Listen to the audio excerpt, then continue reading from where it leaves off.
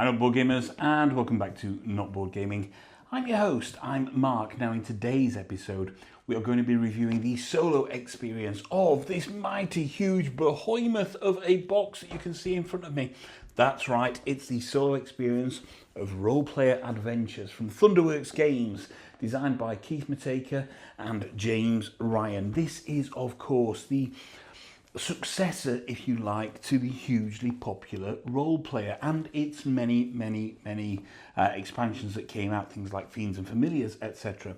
However, it takes some of the Role Player mechanics and weaves it into this very large in scope, in design and in production board game where you're going to be working your way through this almost choose your own adventure style story. As your character progresses and gets more and more powerful, you're going to be doing skill checks, you're going to be fighting, you're going to be combating, you're going to be unearthing mysteries, you're going to be solving things from clues and making alliances and breaking alliances, etc. in this story that is going to expand over 11 different adventures plus a side quest adventure. So with the game itself comes the possibility of having 12 interconnected adventures. However, we're getting a little bit ahead of ourselves just yet.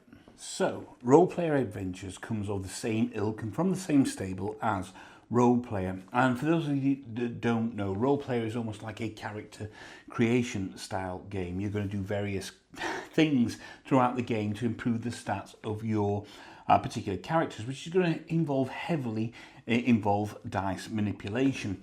Role Player Adventures takes some of those same mechanics but weaves it into this huge in scope, massive in substance story where you can actually import some of your characters from Role Player into the game itself. So you could play Role Player first, create a character through a game there, and then use that character throughout this adventure. Now, it's confession time. I have Role Player. I played Role Player. I only have the base copy and I found it not really for me. Now maybe it gets better as you add things like the Fiends and Familiars expansions in there, etc. But Role Player is not a game that that excited me in any way. I know many people out there absolutely love it. So I didn't create my own character because I'd not played it for ages. When my pledge of Role Player Adventures came through, I hadn't played Role Player in such a long time. I didn't want to relearn a game I remember not really enjoying that much. So I decided to use one of the 36 pre-generated characters in the game. That's right, the game comes with 36 pre-generated characters. So if you don't want to use your Role Player, or you haven't got Role Player, or never played Role Player, fear not, you need not have done that. You can get straight into this game using one of the 36 pre-generated characters, which is really very good. We'll talk a little bit about some of the kind of synergies between Role Player and between Role Player Adventures as the game, as the video progresses there. But yeah, for me, I've not really enjoyed Role Player. You don't have to have enjoyed Role Player or have Role Player to play Role Player Adventures. But that strikes another question, doesn't it? Why did I back Role Player Adventures when I didn't really enjoy Role Player? And I don't know. Well, I do. Speaking to Jeremy Howard at Man vs. Meeple, speaking to Michael Kelly over at One Stop Co-op Shop, these guys previewed Role Player Adventures, and I knew there was much more here than a game which was in essence just about manipulating dice. Now, that is a large part of what happens in this game, but it's how you get to do that that is really the beauty of the game itself. So yeah, I backed this game about a year or so ago. It's been delivered very quickly, and the production quality is absolutely stellar. Before we get to talking about the gameplay, I just want to talk about the production qualities of Role Player Adventures. Now, this is a game, I think it funded in July of 2020, and it was issued to backers in October of 2021. I know some backers are still receiving it right now. That's a relatively short window, but I think this kind of speaks to and speaks about the quality of Thunderworks stuff. You know, if you know Thunderworks, you know they have some great artwork on there, but a lot of this stuff was was kind of ready to go before the campaign. We have these wonderful game tray system which hold all the cards and everything you need, including your various tokens, your XP, your stamina, the Fiends and Familiars dice, etc. You have these wonderful dual layered player boards as well, which you're going to slot some paper in there, because every time you play, start again, you will play with a potentially new character, and you'll have different abilities and different stats on there, and of course you'll be upgrading your stats as you go through it. I've also got the Nephra's Judgment expansion as well, which was a Kickstarter expansion, and that adds almost a different character-led story arc onto there. On certain adventures, you're going towards Nephra's the Nephra's Dungeon journal and work out some of those adventures there.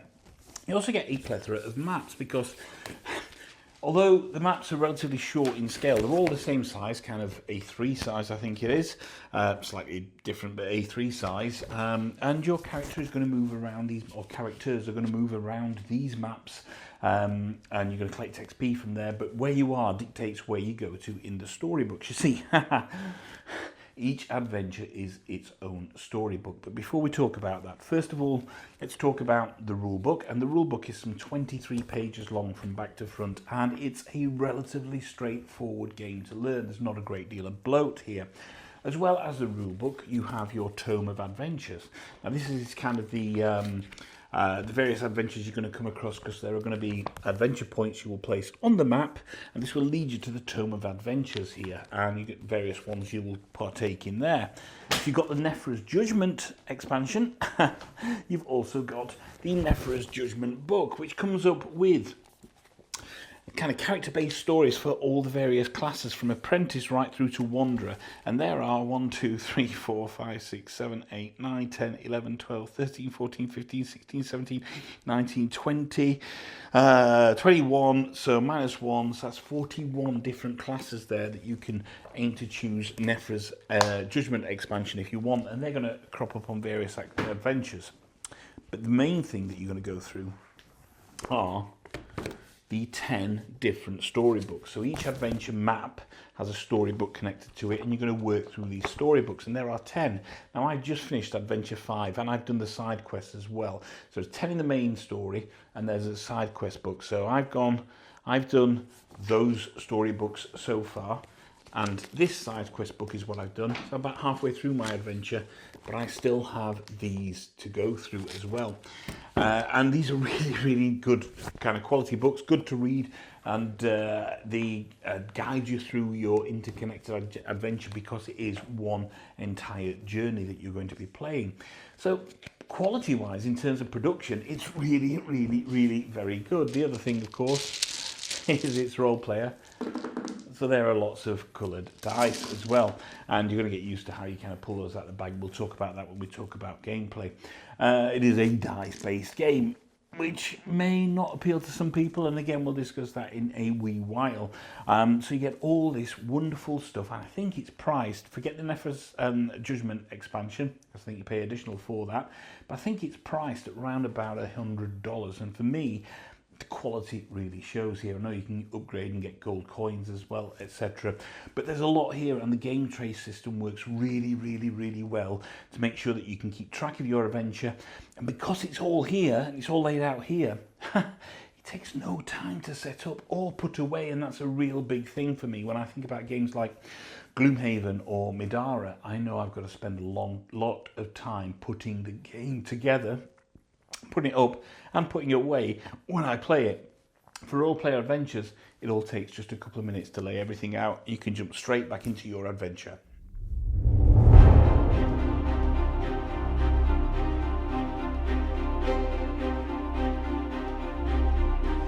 When it comes to a game like Role-Player Adventures, the hard part is telling you about the game without actually giving the game away. You see, there are these 10 books which I've spoken about, and each of them has an adventure in there, and it's a progressive and joined adventure. It's going to get progressively more difficult as you go through it, but the story is connected, got a real good sense of flow through there. But I don't want to tell you about the story, because I want you to experience this for yourself. Suffice to say, it's a very well written story. If you like a combined narrative and a joined up narrative where your decisions seem to make sense and have some agency, then this story absolutely works. It's a fantasy trope story with all the trappings that come with a fantasy trope story. That doesn't mean it isn't well written, and everything seems to link together. So, what do you do in the game itself? Well, I've already mentioned the maps, and you can see down here we have a map on the table, and these maps aren't very big at all, probably kind of A3 in size, and there are a number of them that come with the game. Each one is double-sided. You have a different kind of adventure on each of the maps. And they have a number of points in there, point A, point B, point C, point D. You'll put experience points on there at the beginning of the scenario, and then when you reach them, you'll take those experience points from them. But then, say if you're on point A of the particular map, and the first one is Battle at Black Rock, then you would turn to section A in the book, and it would give you some paragraphs to read. Now, throughout your adventure, you're going to record certain keywords in, let's move this, your journal, your kind of party journal, which is this here. And here you're going to collect things like title cards. It's where you're going to store your XP and the coins and your alignment for either the King's Favour, the Starlit Door Favour, or the Draggle Favour, as well as how many times you died as well, because you will die during this campaign a number of times. And also, as you die, you actually fail forward. So it can actually give you a bit of a boon, but you know, you die too many times and that's campaign over.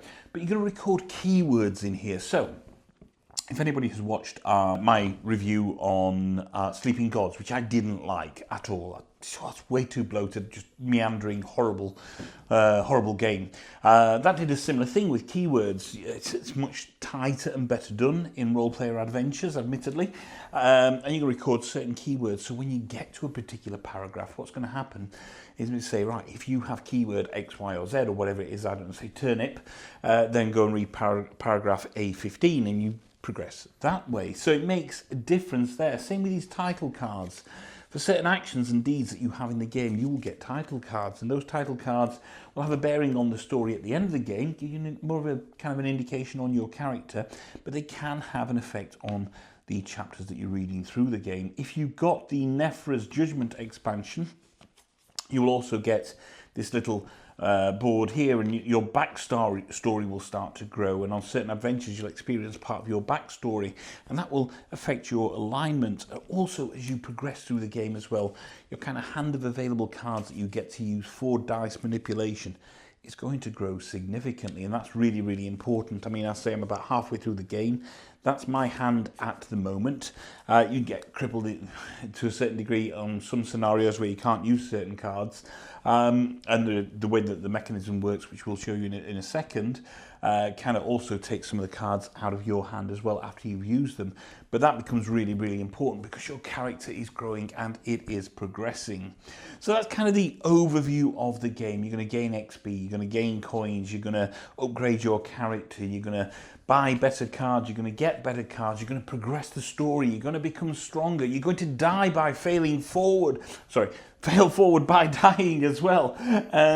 And all the while, the story is really, really encapsulating. So what I don't want to do is actually, as I say, show you the story. I'm about halfway through the adventures right now. I thought what I would do is just show you a couple of kind of comparisons, or a couple of samples of the what you do for the skill checks, and also what you would do in a combat scenario as well. So I'll show you how the really kind of intricate and clever dice mechanic works. And if you know role player, you know it a little bit, but it's obviously expanded more from that. And how, once you start getting into combat and you start getting into the skill tests, it changes from an adventure game into a dynamic puzzle game where the cards in your hand become particularly important. So let's have a look at some skill checks and some combat. Okay, so as I mentioned, I don't really want to give the adventure books away, so I thought I'd just take you through how combat and how the skill checks work for the game. So here we have my player board, and you can see that I am the Rune Makutu, a Minotaur who's a conjurer in blue, and he's unhinged as well. And that certainly comes into play in the Nephra's Judgment expansion. There's a picture of Rune Makutu there. There's his kind of class card, so as a conjurer, that's what happens there. And if I was to use this card, I would return all dice from the dice slots and in the dice pool to the bag and add an equal number of random dice to the dice pool. So that's when things aren't going your way. I could use that and just pull a number of cards out. We've got Rune's name, we've got my name. His race is a Minotaur. He's a conjurer and currently at health 27. I don't know if you'll be able to pick that up because it's in pencil. And here we have my current stats here. So I have 2 strength, which is red, 2 dexterity, which is black, 2 constitution, which is green, 4 intelligence, which is blue, 2 wisdom, which is white, and 3 charisma, which is purple. Here is where I will store my fatigue cubes, and I'll talk about those in a second. Over here is the small kind of expansion board you get with Nephra's Judgment, and it tells me which adventures I'm going to experience his backstory on. That's my backstory marker there. And then here's my journal. I have the XP I've collected so far in my last adventure. I haven't leveled up from my adventure number 5 yet. As well as the XP I've got. I have my title cards there. I have my rest token. I have the keywords I got there. My play limit is 4. My combat dice limit is 5. And you'll see what happens there when we do some combat. And here is I have a bonus play token. So I'm allowed to play 4 cards per round of combat. However, I can also use my bonus token at any one point as a one-time thing, and that will give me an additional card to use in a round of combat. It doesn't really work the same for skills. I suppose it could, but your skill is going to go back there anyway. But yeah, after your skill check, it's your bonus token. You need to get it back there for combat. So here's my hand of cards. There's a discard pile and a spent pile. So I'll show you a skill check. So let's just pick a random skill check, see where it stops. We're going to go for quickness check. Okay, and we'll go for number 2. We'll go for level 2 here.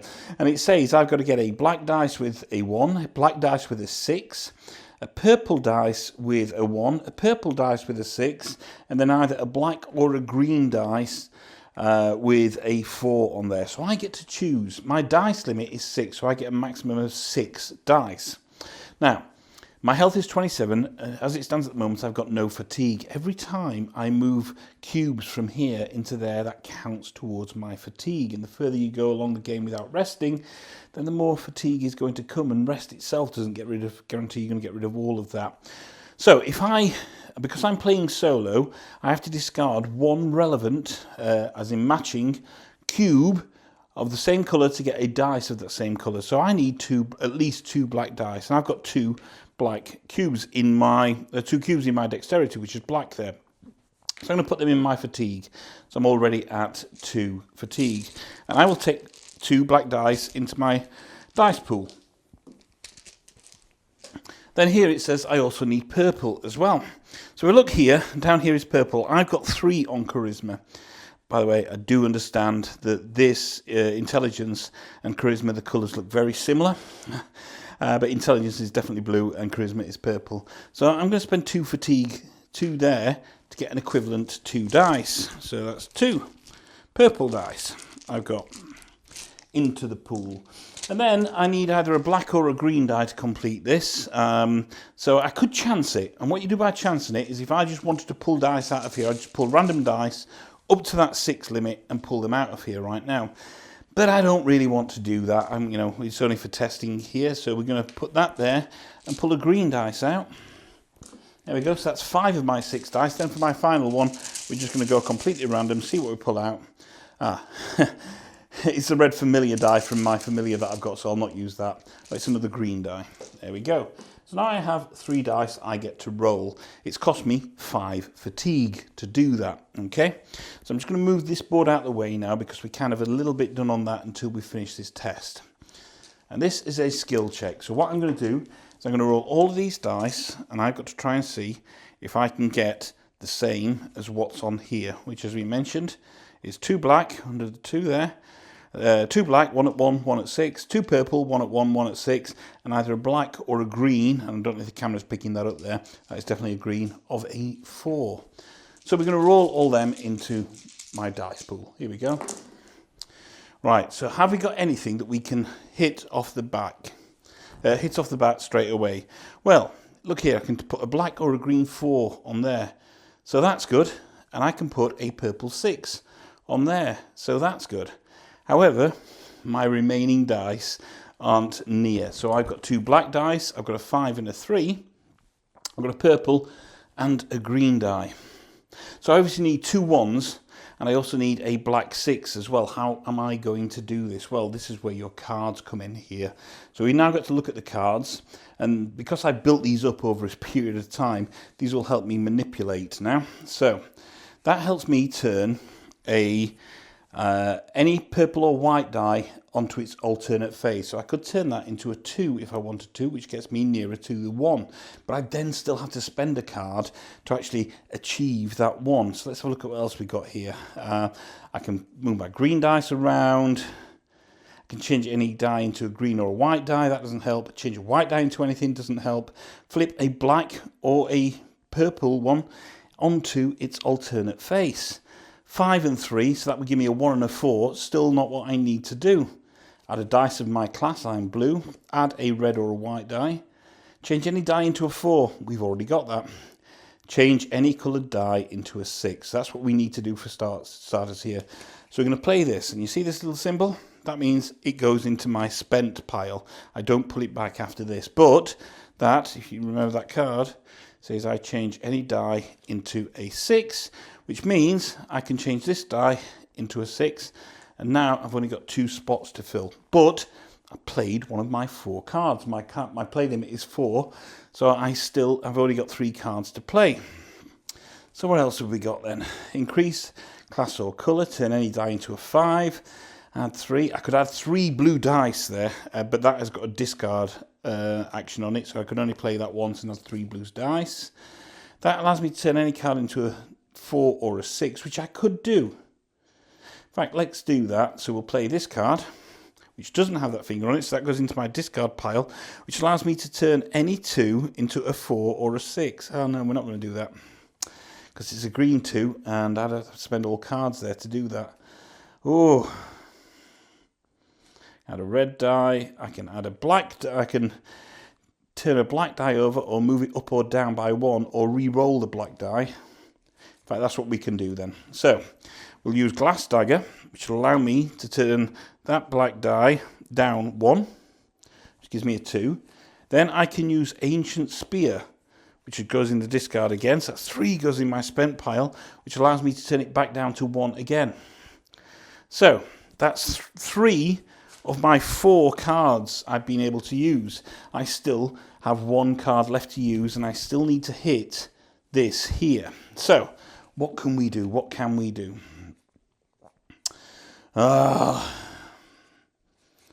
Is there anything we can do at all? I don't know. Turns it into a 5. That adds there. That turns that into... That can turn a black die. That doesn't do it. That doesn't do it. Oh, I don't believe there's anything we could do. You see, I can flip that by playing that card, and that's my 4th card, and that'll take me onto a 2, which is very close to doing that. But the next thing I need to do is be able to move that down by 1 in one way or another, and I don't think I can do it. And this is where the puzzle element comes in. That's the class of my colour. 5. This is where the puzzle element comes in, because you're going to be using this deck of cards in your hands to the maximum effect, and every time you think you're getting there, it doesn't always work. And there we go. Because of the cards I've used 4 cards. Now if I had the correct card, I could have used my bonus token and played a 5th card, but I've used the 4 cards, but I haven't managed my skill test. That is a shame. The thing I was thinking about doing was potentially moving green down by 1 and then changing green into a pink, but I don't have the ability to change the green die into a pink. So therefore, I have failed that skill test. So that's how skill tests work. Now, if you look into a particular adventure journal on a skill test, it will say if you pass, you go to one particular place, or if you fail, you go to another particular paragraph. The kind of further you get along in the program, the harder the skill tests get. I just used a skill test 2. And therefore, if we'd done it on this one, it would be a spell check, a skill check for interpretation 1, pass, You roughly understand the ogre's meaning. You move to paragraph E8. Fail. He grows frustrated with you and attacks E11. So you fail, but you fail forward, but it doesn't give you the bonuses and the benefits that you want. So that's how a skill test works. Okay, so we're going to do combat now. Now what I've done is I've reset everything as if that he'd managed to rest, and as if my Minotaur had managed to rest between the skill check in this round of combat. So I've reset everything. He's got all his cards back and he's got all his health back, etc. Because I want to show you combat. Works in a similar way to skill checks, except it works in a number of rounds. And there are kind of penalties for not covering die spots in certain rounds. So we're going to take on this Frogkin. And there are 3 rounds, 1, 2 and 3 here. And here I've got to get 3 dice of green, 3, plus either a purple or a blue die of 3 as well. So this is pretty specific, but I've got 3 rounds to do this. So you place the enemy that you're combating there, you place a cube in the first marker, just there. Now, according to my current stat here, my combat dice limit is 5. I've upgraded. You will start with a dice limit of 3. But I can do 5. And I know green is the primary colour here. So let's get rid of 2 of these greens first of all. We'll take 2 green into my hand. Then what else do I need? I need a blue or a purple there. So, yeah, let's take 1 blue and, sorry, 1 purple and 1 blue. We may as well. So there we go. So I can put a purple and a blue in there, and that's there. Then I get to choose 1 random die now. So here we go, and we've got a red there, which is fine. Now, we're going to roll these, and we're going to see what comes out of that, and see if we get to do what we need to do. Oh no, not a great start. Okay, now you can see the dice there. I've got a green 6, I've got a purple 2, a green 4, a blue 2, and a red 2. Now, I could use this particular thing for my character, which says return all the dice from slots in the dice pool to the bag and add an equal number of random dice to the pool. So if I don't like any of those results or those dice, I could do that, but I don't run the risk of getting no green die whatsoever. So we're going to turn to our cards and see if we can do anything here. So what can we do? Oh, sorry, I do have a green 3, don't I? There we go. Yeah. Was that 3? Was it a 2? Don't know if it turned over as a green 3 there. So we do have 1 green 3, which I could cover here. So I've covered this one here because it's got 4 health on it. I don't know if that fell over. We'll just see. So what else have we got? I can turn a black die. There aren't any black die. I can change any die into a 6, which doesn't help me. I can move a blue die up or down 1. So you see this here? I could move that up or down 1 and then potentially change it. What else can we do? We can move a green die up or down 1. So we're going to play this card. That'll go into spent there. And we'll turn that down 1. So that's 2 of them covered so far. So that's those 2 covered. What else can we do with the remaining die? 1, 2, 3, 4, 5. Nothing there. Change any die to a 4. Change a 3 die or a 4 die into any coloured die. Roll a die. Increase a die of my class by 1 or 2. Which is good. So I could increase that to a 3 there if I played that particular card, because my colour class is blue. I could increase that to a 3 there, but then I'd have to find a way of turning that into a green die. And I don't think I have anything else here that's going to allow me to do it. So I turn a 1 into a 3. There's no 1s there. A black die into any coloured die. I can re-roll any of those. Move up or down again there, but nothing is going to add green to me there. Turn a die into a 6, that's no good. Right, so I've played 1 card and I've got nothing else I can do from this hand, so that's my first round of combat over with, and there I've still got 2 left. So here's what happens now. You now move it up to here, and I'm going to lose 1 XP cube, so I would take a blue cube because that's going to be on there. But I also lose the combined of that. So I get 3 plus 4 stamina. I lose 3 or 4 fatigue. So you take them from the supply. You don't take them from here. You take them from the supply, and that's 4 that go in there. I've already got 4 in there. So now my fatigue is 8. Remember, it's only 27 I can go to. The dice I haven't used go back into here. And we're going to now do this again. Now, I could take one more green die. In fact, that's what we'll do. We have a green cube there. We'll make sure we've got at least a green die. Then I'm just going to go random with everything. So we got 1, 2, 3, 4, and that's it. 1, 2, 3, 1, 2, 3, 4, 5. Yep, so we've got all our 5 dice from our 5 combat. Only 1 green, no pink, and no blue there. So there we go. I'm going to roll these and see what happens. Right. Whew. Right, let's do this again then. Turn any die into a green die. Well, look at this here. So, by the way, that's it. You get to use 4 cards. That one's done, so I can use another 4 cards. So I get to turn any die into a green or a white die. Guess what? I can turn that into a green die, and that gives me that there. There we go. So I'm getting closer now, okay? And I've still got 3 cards plus my bonus play token this round to actually do that as well. And what else? I had a dice in my class to the dice pool. I need to turn a die into a 3. So if I have got a card here that will allow... I can turn a 1 into a 3. Look at that. I can turn a 1 into a 3. That's that. That's gone into a 3. And that's it. I have defeated that bad guy, and all it has cost me is 2 cards in my discard pile and 1 card in my spent pile. Now, after a battle, the cards in your discard pile go back into your hand. The cards in the spent pile are there until you've rested, basically. So when you've rested, what's going to happen is you'll take those back into your hand, but you can't take them after you've done fighting or a skill test, combat or a skill test, and that's quite important because when you rest, what you have to do is you flip over the rest token, first of all. That means you can't rest again.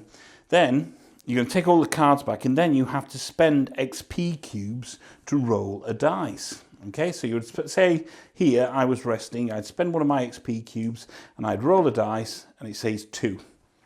That would allow me to remove 2 fatigue from there, and that's the only way that you can get rid of this fatigue here, unless you're at the end of the adventure. So that fatigue can get really bad. So what I tend to do is I tend to do 2 cubes of XP. There we go, that's another 4 gone. 2, 3, 4, oops. And that would go back into the supply. When you're resting, you'd retop all of these back up, back to their maximum, and that would allow you to carry on. But it costs you XP to rest, and once you've rested, the rest token is flipped over to the non-rest side.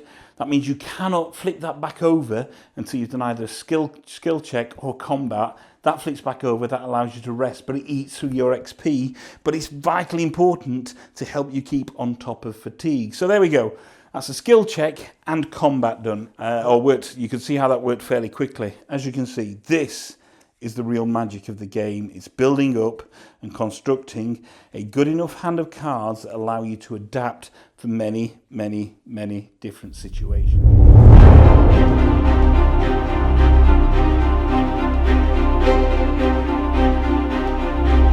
Okay then, so my thoughts on Role Player Adventures by Thunderworks Games, designed by Keith Matejka and James Ryan. I've really, really enjoyed my time so far with Role Player Adventures. I took a bit of a punt on it, not being a role player fan. And I must admit, it's been a really, really, really fun journey. I'm enjoying the progressive storyline. It's a campaign that I know I'm definitely going to finish. I think one of the best things I can say is that the rules, they're pretty clear. They're pretty damn clear. It's 23 pages long.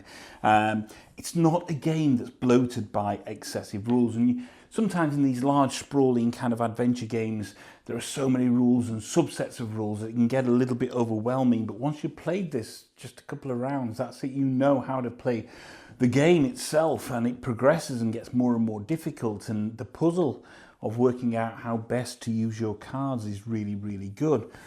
The production quality is obviously top-notch with the game trays, with the jewel-layered boards, with all the artwork and the maps and the 10, 11 booklets that you get, plus the Tome of Secrets and the Nephra's Judgment, etc. It's all absolutely top-notch. Game session, as a true solo player, as I say, is lasting me anywhere from about 90 minutes to about 2.5 hours. And that may be a little bit long for some as well, but you can leave it set out. It's not a huge table hog, although it does take up some table real estate, but it's not a huge table hog. I have left it out and I've gone back to it over a couple of nights, but even if I was to put it away, it wouldn't take any time to put it away and to put it back out again, because the design of the game and how intuitive it is to save and come back to an adventure means that it's pretty much a no-brainer to be able to do that.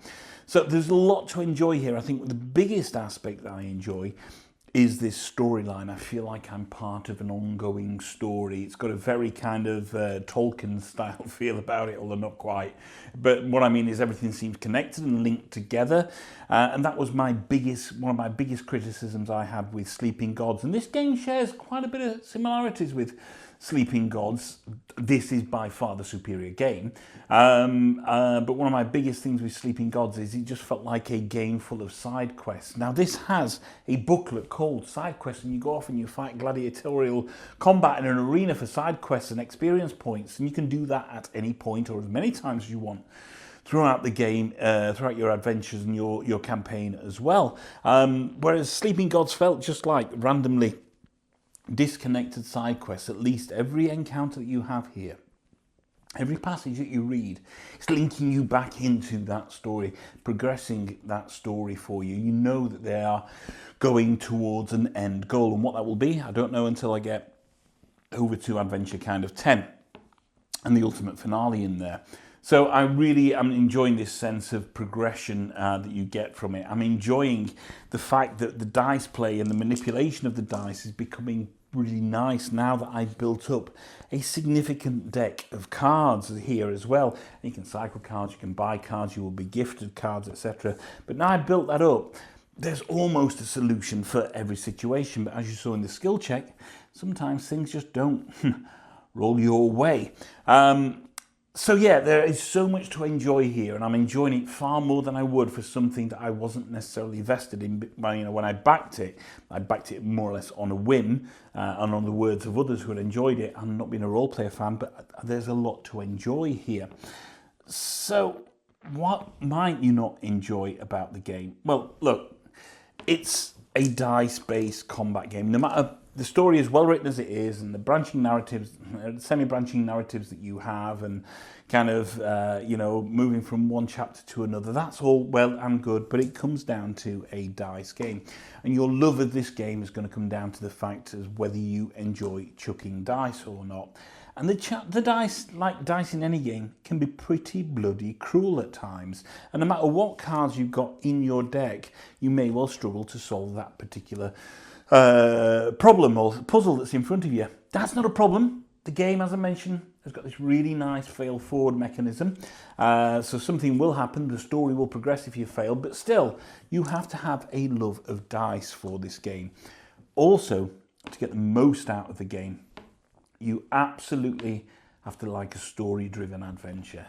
Yes, you could potentially play it as a series of interconnected or disconnected events, but you wouldn't have any enjoyment from it. It would make no sense, and you'd just be rattling through the books just to get to a skill check or a combat check with no real reason why. Picking up various discovery items that you need along the way.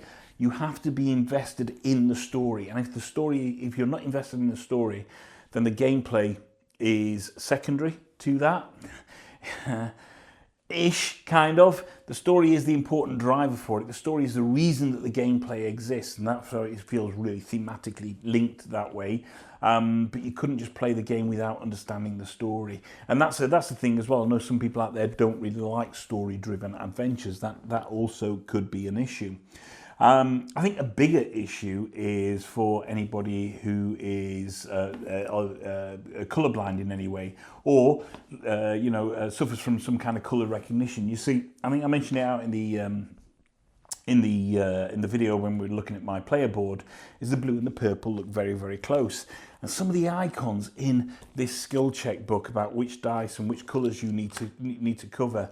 They're really, it's white lines, and it's easy to mistake one colour for another. And I'm not colourblind, but I sometimes have to take my glasses off and really stare at a colour in a brightly lit room to find out whether it's blue or whether it's purple. And I think that could really cause some issues there. So I wish they would come up with another way of identifying those colours. Those colours are important, and the dice that you need for that are important. But also, I don't think it's the optimal way in which they've actually kind of addressed that issue in the game. I would like to have seen some symbols on some of the dice and some of the on some of the icons in there as well. So if you've got issues with colour and colour blindness, that there are certain ways to get around that, and you could still enjoy the game. I think the other thing as well is potential replayability. Now, I'm playing it pure solo at the moment.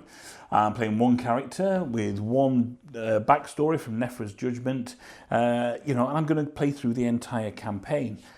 I feel I could play back through the campaign and have a different enough experience, maybe another 2 times. I think after that, I would be done. Now, I'm not saying I would play through this entire campaign 3 times. I'll probably play it once with myself, and then, as I mentioned, either with my wife or with maybe 2 characters.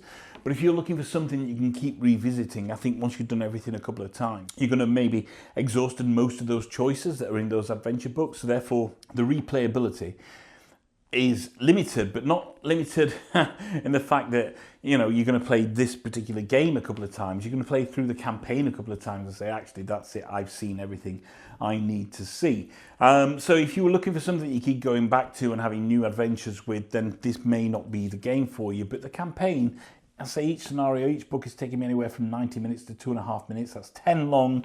That's 20, 30, 40 hours, whatever that is. I don't know when you combine everything together. That's a fair amount of gameplay. And by the time I get to the end of the campaign, I'll be ready for a break from it. Because I think that is potentially the other problem as well, is it wears all its cards on its sleeves from a very, very, very early stage. You literally see everything the game has to offer from the first adventure. Nothing new is added. Now, maybe you get some minions in there that'll add a different type of dice in there, but nothing new is really added in terms of the mechanisms there. This combat works exactly the same way. The skill checks work exactly the same way. Yes, as the game progresses, you're going to have to think harder because these modifiers become a little bit more. But I think most things have been seen at that point. I think the only thing that you may encounter on another adventure are these particular tokens here, which I started encountering on a later adventure, which kind of not doubled the length, but kind of doubled the danger to me on that particular level. But from a mechanism perspective, once you played the first adventure, you've seen everything it got to offer. The joy comes in, obviously, building up your character getting stronger, building up your journal, finding out the keywords, but you're still going to re-experience the same kind of stuff that you experienced early on. So if you start playing the game and you don't like the core mechanisms, it's not going to change through the rest of the campaign for you. It's still the same thing. It's dice rolling, manipulation with a progressive storyline. So it can start to feel a little bit samey if you're playing it too much. If you've got it out for 2 or 3 days and you're playing it for 2 or 3 days, it feels a little bit samey. So what I like to do now is kind of put it out, play an adventure, put it away for a day or so, play something else in the interim, then get it back out and have a bloody good time when I'm playing it. Because despite all of those minor criticisms, and they are relatively minor, I'm having so much fun with role-player adventures. It's given me more of an experience than I thought it was going to give me. I thought it might have been relatively light, a little bit like role-player, a little bit disengaging, but no, it's not just a next step, it's a proper evolution of role-player. And I think if you like story-based adventures, if you like the RPG element of leveling up your character, and it's not necessarily easy to do that, if you like a connected story, you feel like you're on a campaign, if you like the puzzle that it employs with dice manipulation, then you're in for a hell of a ride with role-player adventures.